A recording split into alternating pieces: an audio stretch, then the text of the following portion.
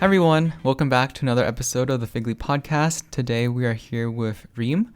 Hi everyone. Hi, thanks for joining us today. Yeah, of course. Thank you for having me. Yeah, so before we get started, could you tell us a bit about your background and kind of where you got to where you are today? Yeah, so my name is Reem, and I'm currently a PhD student at Penn in bioengineering.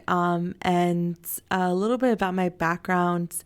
I was born in Syria. Actually, I immigrated here when I was 5 years old. And I did my undergrad at Lehigh University in neuroscience, and I was pre-med for most of that time. And then I did a master's at University of Pittsburgh in bioengineering, and now I'm here. Nice. Awesome. So I actually know Reem because I worked in the same lab as you. For anyone who doesn't know, Dr. Johnson's Rehab Robotics Lab for around like 2 years. Yeah. Right? So yeah, I thought you would be like a really cool voice to have on the podcast as well. Yeah, and I'm so excited to be here. I think it's a really cool idea, just to kind of bring awareness about this group of people, and yeah. Yeah, thank you. So starting off, if we look at, I guess, your educational trajectory, starting maybe from even like high school, going into college at Lehigh, and then kind of what kind of brought you from medicine over to bioengineering? Yeah, and I can even start a little bit earlier. Okay. I remember when I was probably 10 years old, my dad was diagnosed with MS. Mm-hmm. And then I remember from a young age, I was like, what is MS? I was exposed to it so young. Mm-hmm. And then I already, like, at that point wanted to help my dad, wanted to know how to help. So I remember for 8th grade, we had to do a career project, and I chose neurologist. I had no idea what a neurologist was, but I just knew that they help people with neurological illnesses like my dad. And then that just kind of stuck with me. I was always interested in the brain. And then in 12th grade, we had to do a senior project that was also a career. And it was really similar to like a proposal, like in college. Oh, okay. Yeah. So, or like maybe senior design, but like you have to present this project to 3 random professors, and they have to grill you for high school. And then at the end of the conversation, they ask you, like, did you want to go to stick with this career or not? And I remember I said no, because because I was like, well, I don't think I can be a person who sees sick people and I'm like, I can't help you. And that's what I thought really doctors did. But anyway, then I went to college and neuroscience again. I was stuck between bioengineering and neuroscience because I went to an engineering undergrad, university, and I took some engineering courses, but I just couldn't, I didn't understand what bioengineering was. I thought it was all like engineering genes and like really just biology, and I didn't know better. Like I didn't really have someone to talk to and ask questions. And then it's also like long-winded, but I just stuck to what I've been wanting to do, which was neurology. So I was like, okay, I'll go into neurology. I'll do pre-med again. I went through all the steps, took all the prereqs, and then I signed up for the MCAT. And then I remember I had to get a paper signed, or I had to sign a paper by January in order to apply that year. And I missed the deadline. And I was like, well, this is a sign for me not to do it. Plus, like, I didn't have shadowing experience. I didn't know. I had no one to really walk me through the process. And the advisors, like, aren't. They weren't too helpful? No, not at all. Like, the advisor told me my GPA wasn't good enough. I had like a 3.6, but she was like, yeah, you're not going to get in. You're competing with people who have like 3.8. So I'm like, okay, well, whatever, I don't know. So I just, like, I was kind of lost. And then I remember I took this class it was a psychology class called Adulthood and Aging. And the professor was talking about this person who was able to walk on her wedding day. She was a paraplegic, and she was able to walk on her wedding day through like this thing called an exoskeleton. And I was like, what is that? What? Like, I was like, this is so cool. And then I like went home and I looked it up and I'm like, what is the exoskeleton? Like, whatever this is, that's what I want to do. And then at the same time, I had like a advisor, like for neuroscience, like just an undergrad advisor. And she told me that she was teaching a class for juniors and seniors. But priority was seniors. So I ended up seeing her. I used to work on Babies R Us on the weekends, and she came into the store, and she's like, "Oh, were you ever able to sign up for my class?" I'm like, "No, I couldn't get in." And then she put me in her class. Wait, that's such a coincidence. Exactly. And like all of these things were happening at the same time, the exoskeleton thing, and then I started taking this like research class. And I was exposed to research, and I'm like, this is what I want to do. I want to be on the side that develops, on the side that wants to create, not the side, and nothing against medical people, but for me, I'm like, I just can't see a patient with ALS and be like, dude, you got 10 years to live. Sorry. We'll do the best we can. I just couldn't see that for me with my personality. I was like, I want to be on the side that develops and makes improvements, and that's kind of my trajectory, the long-winded story.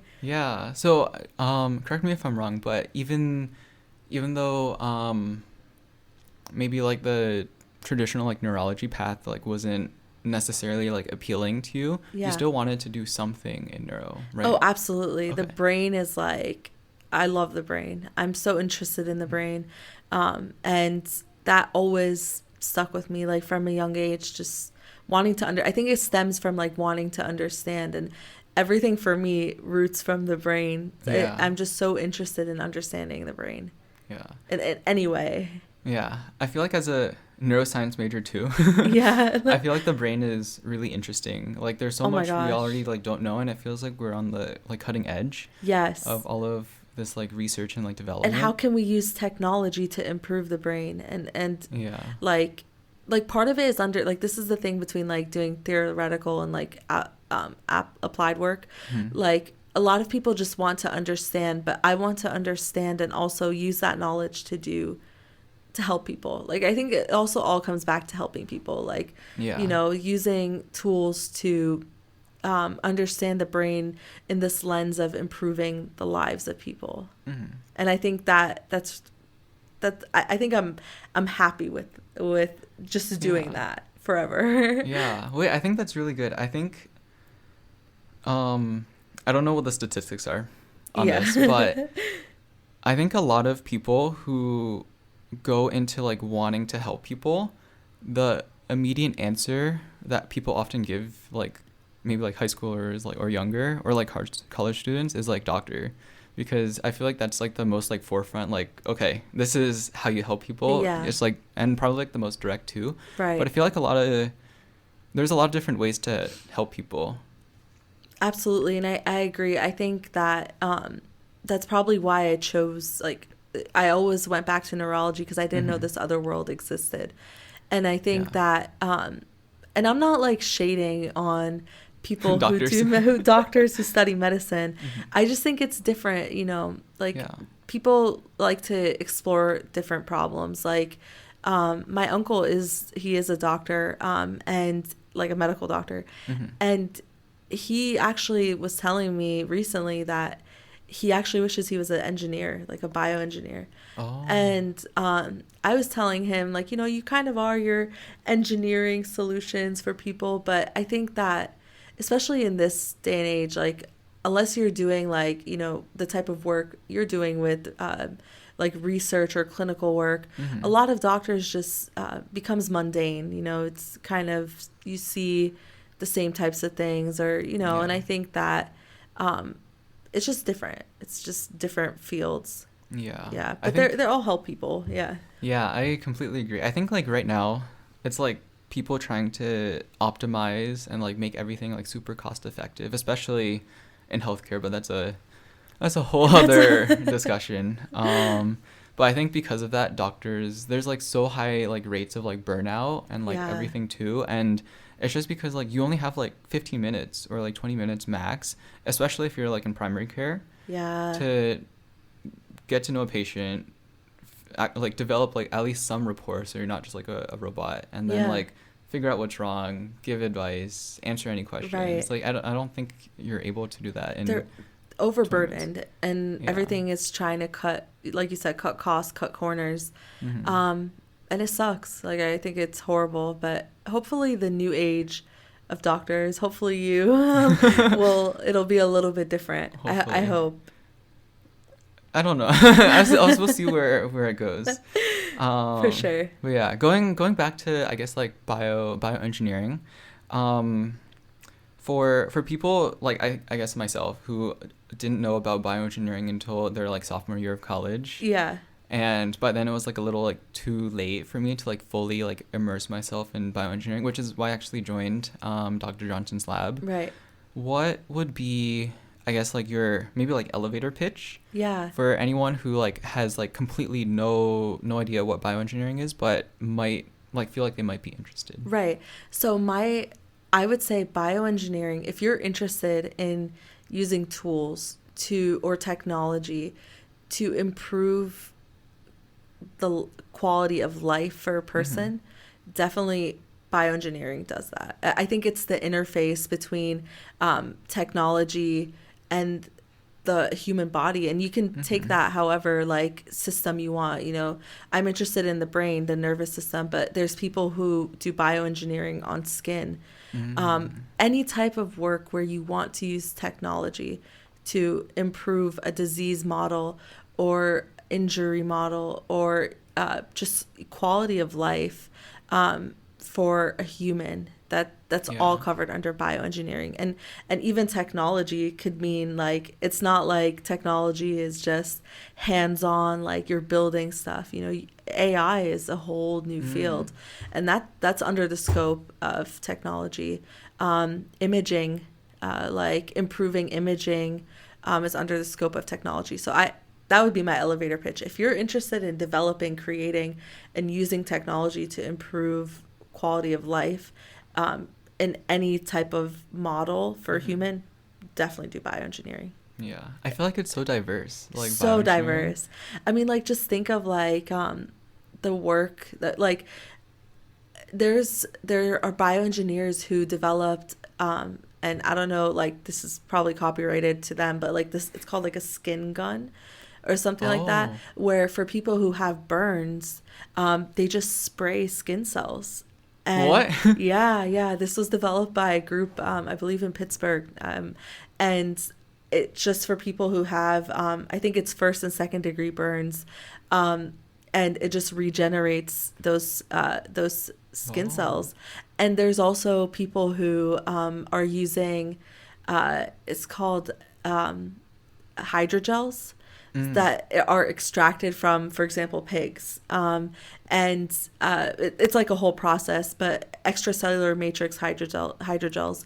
And they're using them to regrow the esophagus for people who have had like esophageal cancer or things like that. It's huge. There's so many people who work in the bioengineering world. It's so diverse, and I think it's the place to be because it's focused on humans, it's focused on improving life, and you're using this cool new technology. Yeah, honestly, even though I'm like going into medicine, I'm like super torn still between like bioengineering and medicine, because I know I want to make medicine like still like the primary component of what I see in my future career, but like at every corner I'm just like, how can I maybe squeeze some bioengineering into there too. And you know, I've had this conversation with other medical people, like medical doctors, or students, and at the end of the day, you can do research as an MD. You can't perform medicine if you don't have an MD. So you can always go into research with your like medical license, and you will always be able to join that world. But if you have your PhD, you won't be able to be necessarily client facing, and work with people in a medical setting. So you don't lose anything by doing an MD. You can always go into research. So that's, I think you're covering all bases, and your doors aren't closing if you choose to go to MD, at least in terms of like future research. Yeah. I think it's a work in progress, trying to figure out how to like for connect sure. everything. Yeah. And I think for me, like, I think it was really challenging to navigate that in the moment, that I felt like all I could do was just leave it to chance. Like I was like, like I said, I took the MCAT, I did everything, and it wasn't until like the very last moment when I missed that one deadline, and then I would need to take a gap year, where I was like, okay, this isn't for me. And then I took the MCAT. I didn't study anything. I just took it like just dry. And I was like, okay, this is again not for me. But even now, not like now I'm like a little bit iffy. But when I was in my second year of PhD, still a part of me was like, I want to do medicine. And I went and purchased Kaplan books, and I was like, let me study. Let me switch to an MD PhD. And then life got busy and everything. You know, once you're in a program, it's hard to like just switch paths. Yeah. But even until today, like a part of me is like, you know, maybe in 5 years I'll want to go back to med school. And I can't tell you why, because there's that itch of like, let me study, let me be client facing and stuff. It's there. If you have that itch, it's hard to scratch unless you do it. And that's why, like, at least for me, I like to think of life as like, you're not going to have all the answers, and you're not you don't need to have everything figured out when you're 18. Like you could go into med school tomorrow, and then like when you're 35, say you want to be a lawyer, and you can go and do that. Like there's no reason to have everything figured out right now. And I think that has really helped me, like just kind of through all my transitions in life. Yeah. I think honestly that's probably the reason why I am more inclined to go into medicine instead of bioengineering, because I think I can see another life for myself where I do become a bioengineer. Yeah. Like it's not like a super far like away like fantasy that I have. I can like see myself like being a bioengineer, but at the same time, I think the like kind of why medicine for me, or like kind of like semi why medicine, is because it's like so much more like client and like patient facing. I feel like I can't like let myself like lose that aspect. Right. But I still like go back and forth, because like even if it's client facing, I still want to be part of research. Absolutely. Yeah. And I think that you can be. And I think this is like a little bit getting into like immigrant conversation, but like I think immigrants, at least from my perspective, we want to take advantage of every single opportunity. Yeah. Like just want to always do the most and do everything. Like I think that mentality sticks with me always. Like I have the opportunity to study medicine. Why wouldn't I do it? Why wouldn't I reach for the next goal? And it's always in perspective, yes, of like helping people. That's just nature for people who want to do this work. But the goal of, or like the, what's it called? Like the goal step just keeps moving. Yeah. I forget the saying, the cliche. The goalpost? The goalpost, yeah. Immigrant problems. But yeah, like the goalpost just keeps moving, because you feel like you have to like, you feel like you can't say no to anything. Like you have the opportunity, at least for me, I feel like I have to take advantage of everything. Why wouldn't I? I always ask myself like, why not? And it's hard to like settle into something. Yeah. But yeah, I think but that's not always a bad thing too. Yeah. And I think that's like a perfect segue into something else I also wanted to discuss, which is how your parents kind of reacted in terms of making like these transitions, like going from like bioengineering over to medicine, if you are comfortable answering. Yeah. I think my parents were, again, I'm Syrian, I'm a woman. They had a different trajectory for my life, for sure. I think whenever I told them I wanted to be a doctor, I think also part of it was they didn't want me to carry that pressure. They were like, don't do it. like, you know, how are you going to have a life? Doctors don't have a life. How are you going to have a family? Like, more than a life, how are you going to have kids and a family? And then, so when I switched to PhD, I don't think they knew what it was. Like, I think, you know, my dad knew more than my mom because he has like a college education, and he was offered a PhD in Syria, and he like turned it down. But they really didn't understand like what the career looked like. So I think part of them was excited, part of them was confused. But I think overall, I still hear it to this day is like, you know, you should be doing something else. Like, you know, you're doing this thing, but what are you really gaining from it? And you should just like you've been in school for 12 years, but you don't have anything to show. And and even the PhD, like, what is going to get you, what are you going to get out of it in the end? Versus like medical doctor, it's so much more understood. It's like, oh, they're a doctor, you know, they can prescribe medicine. It has so much more like glamour with it.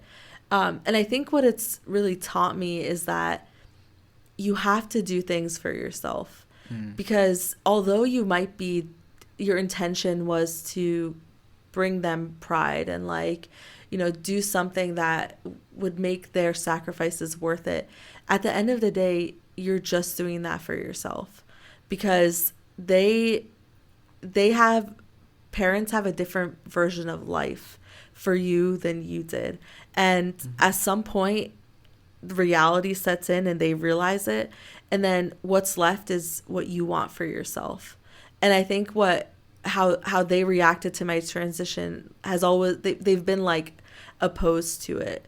So like, I don't know how much like I don't want to ramble too much, but like I was in a PhD program at Pitt. I started off in the Pitt PhD program. It didn't work out. I just didn't have a good experience with advisors there. I was in their bioengineering program. And then I made the decision to take a master's and dip. And then I reached out to Dr. Johnson at Penn. And, you know, fortunately, like, she accepted, she accepted me in her lab and stuff. But I remember when I told my dad that I remember I was even, like, looking forward to calling him to tell him about it. I was like, Dad, I was like, don't say anything bad. I was like, but I got into Penn. And he's like, okay. And that's it. Like, I think because they were tired of also the whiplash of like switching, and like then they get excited and then it's, you know, a whole other journey. And I had a job. I was working as I think it was a validation engineer. I was making money, like adult money. And they were like, they saw me like go back to school, and they saw how strenuous the first time was and how much it took out of me. And then they just didn't want me to go back into it. And I think part of them, they don't want to get their hopes up because of that first experience and things like that. So it's been it's been a very like, be happy for yourself journey. Don't do this for other people. Yeah. And I think my parents are like very similar. Yeah. Where when I decided to take like 2 gap years instead of like 1, or even like decided to take gap years in general, my mom's like immediate reaction was, so you don't want to go into medicine anymore? Yeah, right. But I think it's like a challenging like space to navigate, where at the same time you want to make your parents proud because they're your parents, I guess, and you want to, like you said, make sure that they feel like, and you feel like their sacrifice was worth it. Like escaping, for example, like for me, escaping like a war-torn like Vietnam. Yeah. And then like coming here and being like, okay, we don't know what's going on, but let's see what happens, and kind of like making that sacrifice worth it. But then also figuring out what's like best for you as well. Right. So do you think that if you didn't have your parents to like report back to, or not even not have your parents, but like didn't have maybe pressure, do you think that it would be an easier decision do you think you'd be as torn, or do you think that you would go the bioengineering route and figure it out? I think that at the end of the day, I still want to go into medicine because I think, honestly, at some point I realized that, like, for a lot of people too, I assume, but for people who go into medicine, sometimes people, like, right away they know, like, exactly what their why medicine. Other times people go into medicine because their parents told them to go into medicine, or because their community or just, like, the people around them were like, okay, you're smart, you like science, you want to help people, go be a doctor. And then they just run with that, and don't really, like, take a second to really, like, think about, like, why medicine, which is why I was talking to Dr. Brisson, who is, like, a biology professor here at Penn, and he said a lot of his friends who are doctors, they, maybe like 33% of them, like a large chunk of them, regret being a doctor at the end of the day, because they were just told to put their head down and work hard to get into medicine, because it's such a strenuous and, like, taxing journey. They're just like, okay, high school, I put my head down, high GPA, good college. College, same thing, get into a good med school. Med school, same thing, get into a good residency. Residency, the same thing, become an attending. And then once they're an attending, they're kind of stuck with, like, hundreds of thousands of dollars worth of medical school debt. And you can't be anything besides a doctor to pay all of that off. No, absolutely. And I actually saw something funny. It was like the net worth of a doctor versus a plumber over time. And it's like, it doesn't start equating until, like, 40s, once those loans are paid off. Yeah. But I mean, at the end of the day, like, it's going to get paid off. Loans are loans. I believe that, like,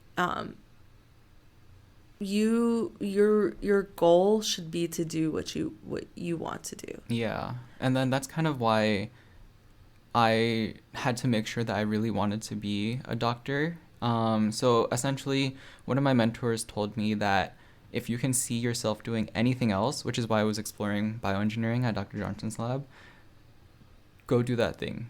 Like, you have to make sure you don't want to do, like, anything else in the world before going into medicine, because it is, like, so taxing. Yeah. That, like, you don't want yourself being in the middle of residency, like, on, like, 2 hours of sleep. Yes. Or on a 36-hour shift, and being like, man, if I could do this over, I would go, like, bioengineering, or not even, like, engineering in general. Maybe, like, you're into like the humanities, or, like, into social work, or into any other field. Right. And you took the time, like, you took 2 years to figure it out and say, like, okay, I don't think you took 2 years yet, but you know it's going to be 2 years. And you took the time to figure out that this really was for you. So when you are, you know, an attending and, like, everything is settled, you can be happy to know that you made this decision for yourself. And I think, like, I can relate to that. Like, I left the PhD world. I had a big girl job. I was doing good. And I chose to come back, you know, and that's how I know, like, that this is for me, because I was out of it and I came back to it. And it just makes me more grateful to be here, because, like, I appreciate that this is what I want. And a part of it is, like, pride to prove it to myself too. But a part of it is, like, I can't see myself in any other field. Yeah. Like, the same way you can't, you know, you need to scratch that itch for, like, being a medical doctor and helping people. And you were saying possibly working in rare disease and stuff. I think for me, I'm like, I want to be at that interface of development. And this is how I get myself there. And, you know, I actually remember when we were talking, like, maybe it was a year ago, I don't remember, you were considering, actually you were in the application process, and then you were like, okay, I'm not going to apply, but you were considering doing, like, orthopedic. Something like, I was considering doing orthopedics. Yeah, and look now, like, you're really interested in rare disease, and like, you have this whole new drive versus, like, oh, you know, just let me just do orthopedic. You know, it's like, no shade, like, but it's not what you were interested in before. But you took the time, and now you have this new drive and motivation, and it's so much more focused.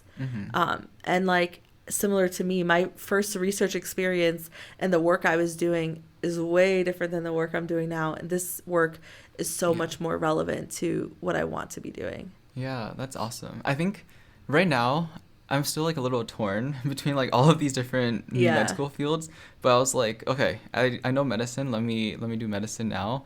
But this is also like a whole other conversation. Yeah. But like basically like the rare disease cohort is like interesting to me because there's not that many people like advocating for these patients or helping these patients, because it's just like frankly not profitable for like pharmaceutical companies or just like any companies to really like invest in, which is I think really really unfortunate. Yeah. And then orthopedics on the other hand has a lot of good outcomes because it's like people come in with like knee and hip like arthritis, and then essentially you can fix the hip, fix the knee, and their quality of life like skyrockets from Right. before. And I really like that aspect of it too. Yeah. So I think I'm still like torn, but I think the moral of the story is essentially taking the time to explore all of your options and like keeping like a open mind and just Right. like looking at all of these different things. Yeah, and 4 Yeah. years after you're done with med school, you might Go be a into something else. cardiologist. Like, you know, it's whatever speaks to you Yeah. at that point. And that's why I think in med school you get like those rotations and stuff like that, Mhm. and like, and just being open to different possibilities. And Yeah. Yeah. And I also kind of want to dive into kind of the work that you're doing right now too, because it's what speaks to you and it's what's super interesting. So if you could kind of like sum up maybe like in like 30 seconds or something, which is really hard, Yeah, like 'cause- your entire PhD thesis, but what do you do at Dr. Johnson's lab? Yeah, so Dr. Johnson focuses on rehabilitation for people with stroke. So let's get that out of the way. So my focus is on, you know, we have all these rehabilitation tools, everything, but stroke is a brain injury, and I love the brain, but none of the therapy considers the brain at all and where the stroke is. It's all based off how they're performing. But we know from the literature that how a person is performing might be masked by cognition. For example, like motor performance might be masked by low memory. So, or like, that's even something with like normal people. If I ask you right now to like walk and talk at the same time, you'd have difficulty. So we can't just focus on performance. We have to bring it back to the brain. Let's see how we can use information on where the stroke is, how big the stroke is in those specific regions, and how that affects behavior, and then how we can use that information to improve the robotic rehabilitation that we already have. So that's like the shortest version I can make. You just summed up your entire like dissertation. Hopefully. But yeah, it's like I just think like we need to bring it back to the brain. We're just focusing on how people are performing, but I think that it's a brain issue. Why are we not considering the brain? Yeah. And why are we just taking their performance as truth? Like you can have somebody do therapy, but if they have an issue with their memory and their learning, like they're never going to remember how to like move in a certain way because they'll just forget, you know, versus like trying to improve their memory, or like, you know, who's the best also like candidate for our robotics rehabilitation. So if somebody does have these like core cognitive issues, then maybe they might not be the best candidate for upper extremity impairment. So, but it tells you like, you know, where we should group people into therapy. I think we need to bring the brain back into the equation, honestly. Yeah. And I think a little spoiler alert, because I kind of know like the inner workings of your project, at least like 2 years ago. It hasn't changed much. Since I worked with you on your project back when I was in your lab, for people who don't know. There's also like this like access component to your project as well, right? Where you're like really focusing on like CT scans, because that's what's used in like the lower income countries where they don't have access to like super expensive MRI machines. Right. So I think what makes this work unique, there's a couple components. The one component is focusing on motor and cognitive behavior. So let's get that out of the way. That's not necessarily an access issue. But that's what makes this work a little bit unique as well, is that we're trying to focus on different behaviors and not just motor like typically people do, or just like overall injury, like, you know, stroke injury. or disability status. And then the other component that makes this unique is our focus on accessibility. So Dr. Johnson, one of her missions is to make an impact globally. And around the world, not everyone has the luxuries of MRI. There's actually a direct relationship between GDP a country has and MRI units they have. So countries that, like, for example, Africa, or even some areas of the Middle East, or even Asia in general, South America, they don't have access to MRI. And even their access to hospitals is limited. Like, there was a study that showed that the average time span to even get to a hospital in Nigeria was 3 days. So you have to use, it's crazy. We're so privileged here. But the point is, you have to use what you can. So my focus is on using CT scans and validating that this work can be done in CT scans, and especially during the sensitive acute phase, because if they don't have the luxury of getting one scan in 3 days, they're not going to have the luxury of getting repeated scans like we do here. So the point is to show is that this work can be done, and we can use the information that we have available globally. And I think her mission really fits with, it really speaks to me. And I think it might speak to a lot of like FGLI or just broader immigrants, just because they know the struggle of access in their country in many cases. Yeah. And then for anyone who's interested, we also did an interview of Dr. Johnson, and she goes into like all of this, her thought process essentially, like exploring like so many different things, because she didn't start off in bioengineering either. Yeah, she's mechanical. Yeah. So she was like exploring like all of these different like subsects of engineering before she eventually like arrived at bioengineering. And I think she like was like in aerospace at some point too, like something. Oh really? I need to listen to this podcast. Maybe it'll come up Friday, or probably it's already out by the time this episode's out. But yeah. No, that's exciting. And you know, just a little bit of like about Dr. Johnson, like hyping her up. She does really, really and like if you think like, you know, bioengineering is the interface of technology and the body, add that global component, and her impact is so like it to me, it really spoke to me when I was looking. I knew I wanted to go to Penn, so I was looking at professors at Penn, and I had emailed like one or two, and I was like, you know, none of these professors are it's a reach. Like, I'm like, it's not speaking to me. And then I found her lab, and I like, if I could go back in my texts, I was texting like my boyfriend, now husband, like I was like, her work is exactly what I want to do. And then I emailed her and I was like, your work is exactly like, it's the global mission. And then like, you know, you add technology, rehabilitation. It's like, to me, so profound, but you know, I'm biased by a lot. I think that's also why I found my way to Dr. Johnson's lab too. By mere chance, I would say. Right. Like, I don't know how, you know, you just end up here. And then, like, I feel like a lot of us in the lab, like, you know, we all come and we're all driven by the same thing. Like, it's like helping people, and like actually like helping people who, you know, everyone needs help. America needs help. Americans need help. But when you look at like global, you know, who's focusing on global, and they need even more help in a lot of ways. So I think a lot of us, that same message spoke to us. Yeah. And I think this is like a beautiful segue into kind of like our next mini topic. I think we're on a roll today with like the transitions. But essentially, I was curious, since you've navigated like so many different spaces, like academia, industry, did a lot of different types of research as well in mice, correct? Yeah, too? rats, yeah. Yeah, in rats. And monkeys. Wow, I didn't know about the monkeys. Okay. I've been around, man.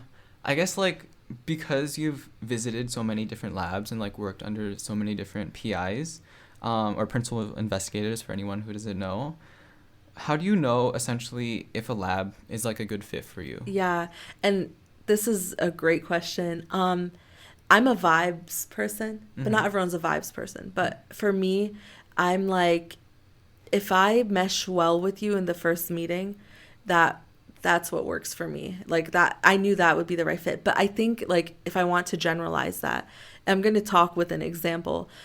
if you're somebody who's very like if you're somebody who's a little bit needs flexibility, a little bit loose with your deadlines, and you know yourself, it will be hard to work with somebody who's very regimented, and somebody who constantly needs like updates and or a micromanager. If you're somebody who really likes organization and really is on top of everything, it'll be hard for you to work with somebody who is a little bit loose with deadlines and not as flexible. And I think the work is sometimes not enough to get you through the program.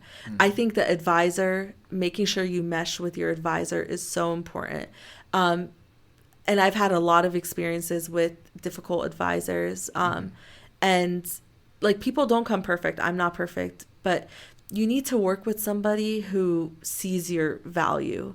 But I think when deciding an advisor, I think really look at how you work and look at how that future advisor would work. And this is something you can see from like an email or even like doing like a quick assignment with them. It's like, you know, the way they're being judgmental or like the way they're asking you questions. Like, are they probing you in a way to encourage you, or are they probing you in a way to pick you apart? And I think that trust your gut. And if you can't trust your gut, like you just don't have like that type of intuition, then it really see how your values and how you work meshes with how the advisor works. Just because it'll be so difficult to manage a difficult advisor. And also, some people just are not good advisors. Like, I think you might come across people who just, it's not even that they don't mesh with you, it's that they don't mesh with anybody. I had, and I'm not gonna say names, but I had my last advisor at Pitt that I left. He had 3 students before me. 1 student left. I was the second student that left, and then there was a 3rd student that reached out to me because she knows of my experience, and she almost left, and she had to get the chair involved. She had to get like some really higher ups involved, just because of how horrible of a process he made. Like, it's never okay for someone to yell at you in a research setting, in any setting, especially advisor. It's never okay for someone to like put you down or anything. That's just a bad advisor. And if you're experiencing that, that's horrible. That has nothing to do with you. But yeah. And I guess like maybe for the undergrads who are starting research for the first time, because I know for me personally, and probably for a lot of FGLI students as well, like our high schools like had no experience of like none research like at all.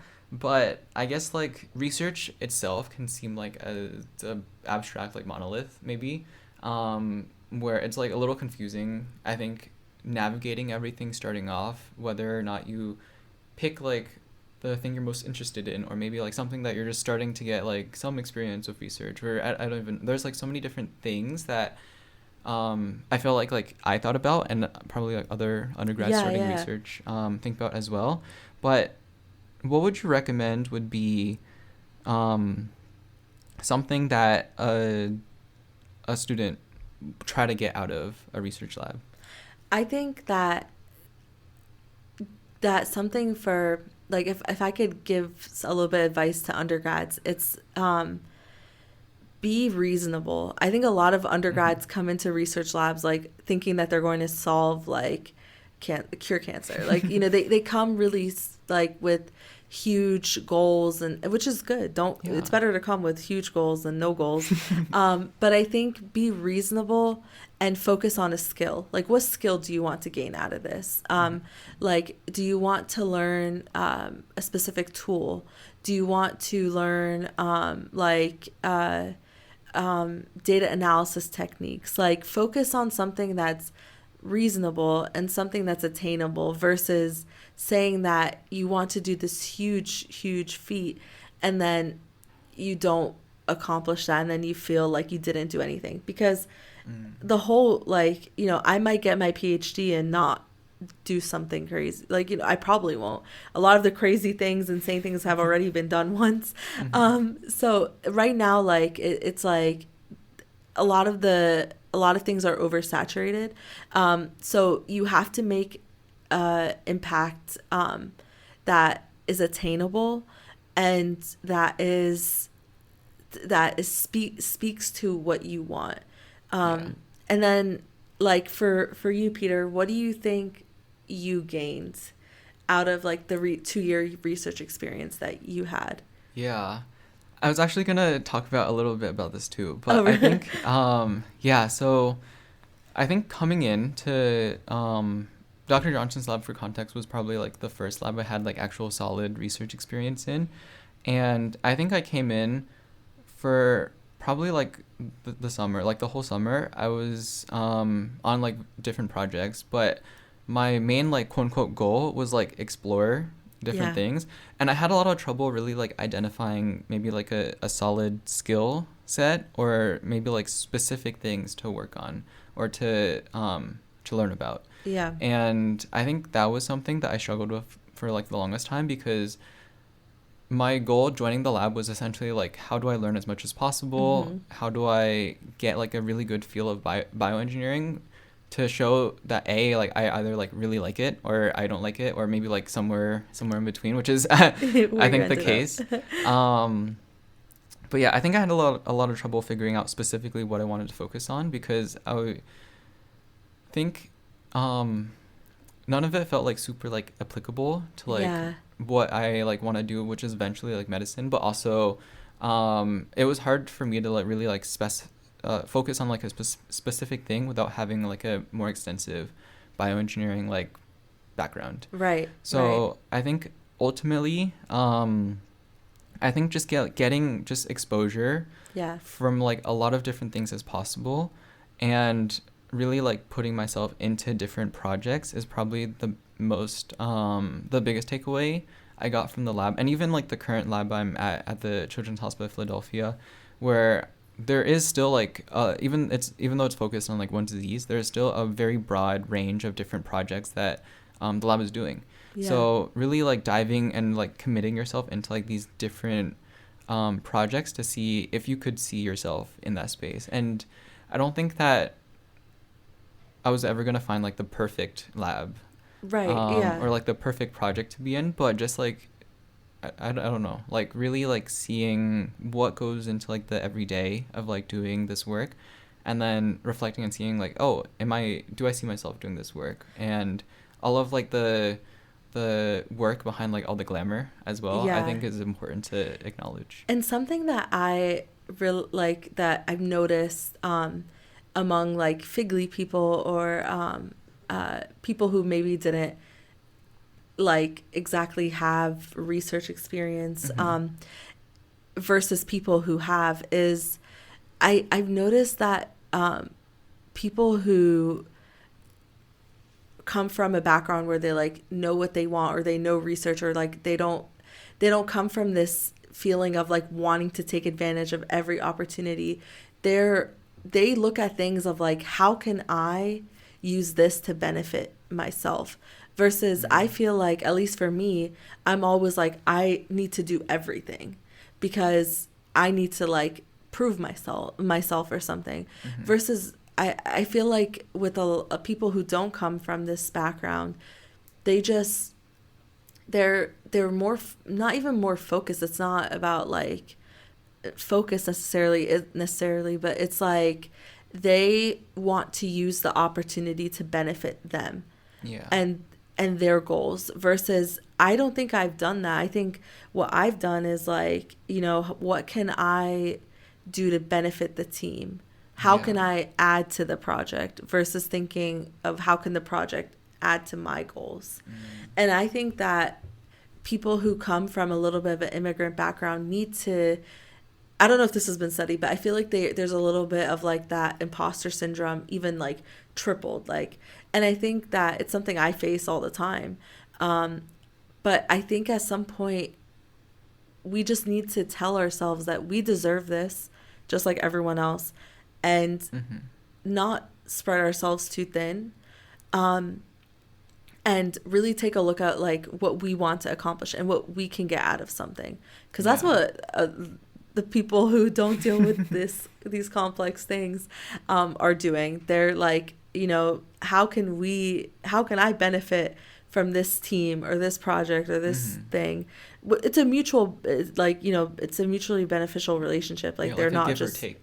Right. Yeah. Like, they're also producing work, but they're not likely to get involved in other projects or things like that. So I think whenever I mentor students, my goal is to always ask them, like, do what interests you. Because I remember when you were doing your senior design or your senior thesis, you were stuck between working with me and working with another student. And I remember telling you, like, whatever your goal is, choose the project that aligns with whatever that goal is. It doesn't even have to be a research goal. Like, if your goal is just to collect data and submit results, then go with the project that has more available data or more accessible to data. And I think that for me, like, I always want students to gain the most out of something, while it also is under our sphere. Like, you can't come into our lab and do cancer research. You know, we don't do that. Like, but within Dr. Johnson's research scope. But yeah. Yeah. I think that that was probably like the main like challenge I had when I was like trying to figure out like what project to go with.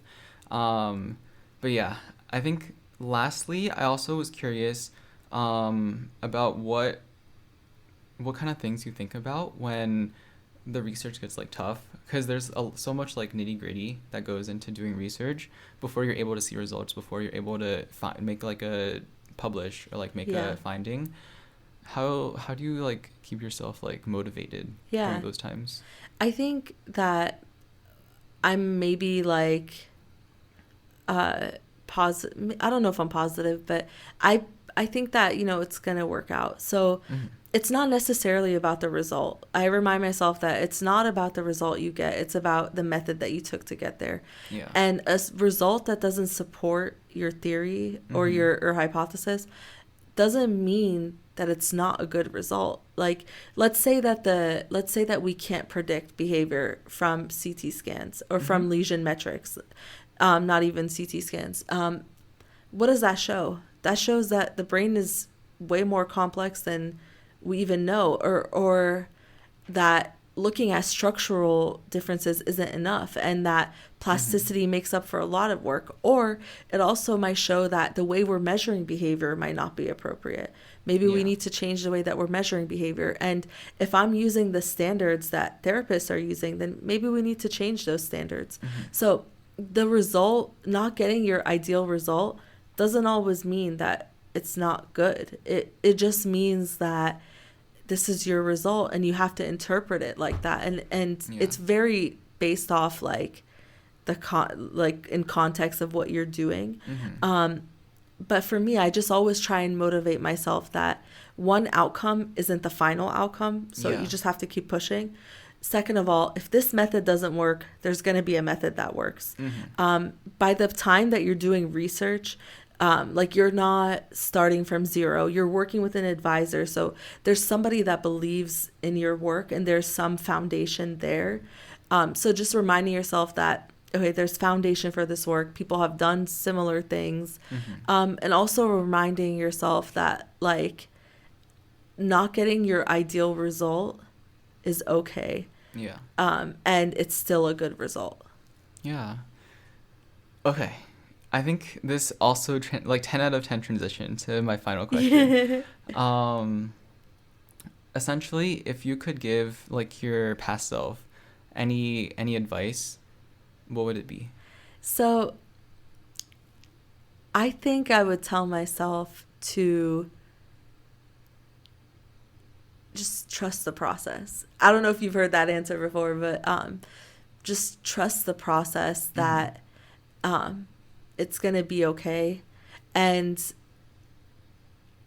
ask questions, and trust myself more, because I think a lot of times I doubted myself. And, whenever I had that nudge to not be a neurologist, I was always like, I have to do that. What do you mean? Like, I didn't listen to my feeling that said, don't do it. And then I went, and I was interested in engineering, and I took, but I was like, no, that's not what you want to do. What you want to do is the thing that you've been saying you wanted to do forever. And I didn't trust my gut feeling. And I didn't ask it's not that there weren't mentors out there, but I think that I would tell myself just to ask more questions. And then, even if I get shut down, continue to ask questions, and eventually you'll get there. Yeah. I think that's what I would say. I think that's perfect. I think we like to do like this final question for everyone. Just at the end, like if for anyone watching, they can like leave with like at least one takeaway or one piece of advice that someone would have given their younger self. So I think it's perfect. I think essentially like asking questions and just like also trusting your gut. Yeah. And I think part of that comes with doing like a lot of like internal self-reflection as well. Yeah, absolutely. I think, when you're young, like you're supposed to have, they tell you you're supposed to have everything figured out, but I don't know how. But it ends up working out too. Just like, trust that it's going to work out the way it's supposed to work out, I think. It's nice. Like very like philosophical. I think it's a good message. Yeah. But yeah, I think that's pretty much it for today. Thank you so much, Reem, for joining us on this episode of the FGLI podcast. And if you like what you heard today or want to listen to Dr. Johnson's episode, feel free to check out some of our other episodes on Spotify, YouTube, and Apple Podcasts, and follow us on Instagram at FGLI Podcast for the latest updates. Yeah, thank you again, Reem. Thank you, Peter. This was awesome. Thank you. Yeah, thank you.